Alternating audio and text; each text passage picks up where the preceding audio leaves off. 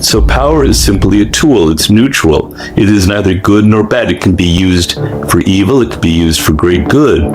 That feeling of powerlessness is something that human beings cannot endure very well. Can't control everything, right? But that little bit of margin of control is enough to kind of help you glide through life a little bit more smoothly. Natural tendency for a human being without self-control is just to spew words, just like verbal diarrhea. This is, my problems, my life. This is what's going on with me. This is what I need, blah, blah, blah, blah, blah.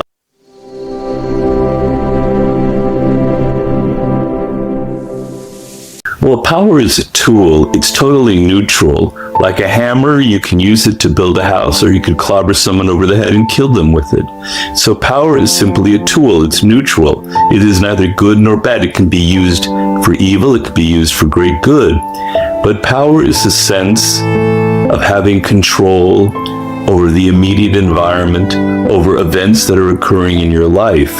So to use this, to flip it around to the negative, if you sense in your daily life that you have no ability to influence your children, your spouse, your partner, the colleagues at work, your boss, the people in your company, it's a miserable, miserable feeling. You have no power, you have no control, you have no influence.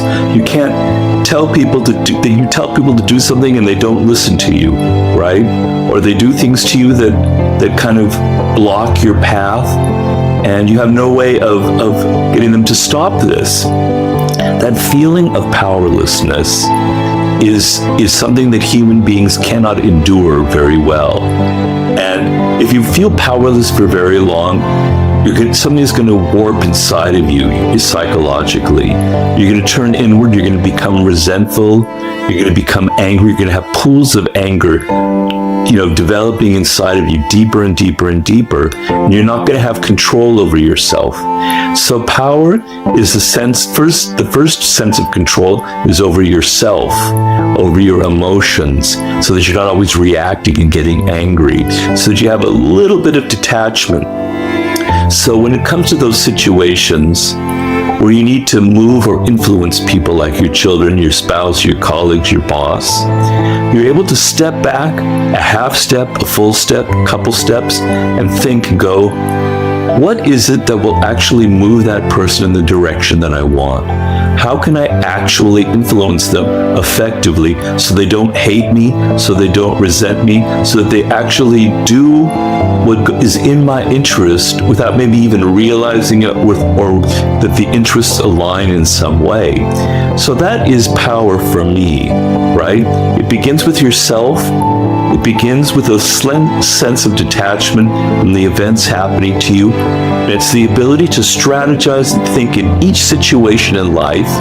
This is a move that will gain me a little degree of control over events. You can never, ever have complete control. Life happens, things happen, pandemics happen, black swans happen. You can't control everything, right? But that little bit of margin of control is enough to kind of help you glide through life a little bit more smoothly. They're obviously completely intertwined. So, but communication has to be strategic. Okay, and that's the problem that a lot of people have in this world. They think if they just talk, if they just say, this is what I want, this is what I need, please come and help me, that's communicating. All you're communicating is your insecurity and your needs. True communication is effective, it's strategic. Other people are naturally resistant to helping you or to aligning themselves with your interest. Everybody has their own problems.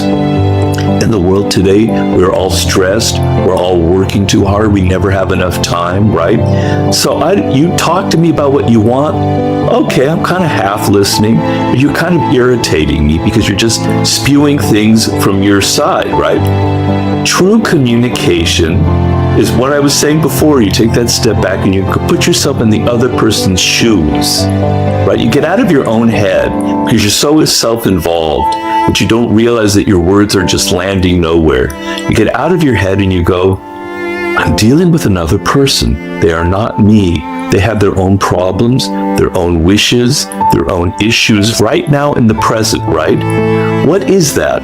What is it that is going on in their head, in their world? Sometimes you have to do some research. Sometimes maybe you know them well enough. Maybe you don't know them at all, but you have to figure that out. It's a puzzle. Once you figure out their side, not your side, what they want, what they need, now you have some power to craft what you say to actually influence them, to appeal to their self-interest, which is one of the laws of power, one of the most powerful laws of all, right? So if I say something and I'm trying to influence, I'm trying to move them like on a chessboard in my direction, right? If I say something that appeals to their self-interest while it's also helping me, their eyes will light up, all those defenses that they have will start to go down. So communication is absolutely worthless unless it's strategic. And always say less than necessary is important because the natural tendency for a human being without self-control is just to spew words, just like verbal diarrhea. This is, my problems, my life. This is what's going on with me. This is what I need, blah, blah, blah, blah, blah, right? Just shut up, talk less, and think more about what the other person needs and craft your communication strategically. My books, I think very, very deeply. I'm working on my 8th book now, so Power isn't my only book. But I think very, very deeply of my audience, right? It's a form of communication, to get back to that, right? And I want to help people. I want to help people deal with their problems in a real way, not just to satisfy my own ego. So I have to think about how my words can actually be absorbed into your daily life. So that's one side. The other side is the book came from a lot of pain, right? So I entered life like most people, kind of naive, kind of innocent. I wasn't a good player naturally, necessarily at power, right? I made mistakes. I talked too much, probably. I outshone the master, right? On and on and on. I could go through a laundry list of the things that I violated. And I didn't realize that the world is political. I thought when you enter the work world, what matters is having results, is getting things done, is doing things well. But no, I had many, many, many painful experiences, particularly working in the film world. But as I've said in many interviews, I've had 50 different jobs in my life, more than 50, in all different aspects. In every little possible avenue of life, I've had a job. And I suffered deeply, and I suffered deeply from the sense of people are so political. Their egos are involved in everything. You can see their egos as they walk past you, right? I would notice in the office that there was these hierarchies. I worked for a while at the magazine Rolling Stone, and there were these hierarchies. There was the boss, and you could just see this massive ego walking back and forth. Then there were all the smaller little people working right under him and their egos. And there was little me in the corner as a copy editor, little tiny, tiny little ego. But that's what mattered. That's what made things run, was how well you impressed him, how you talked to the boss, in this case, Jan Wenner.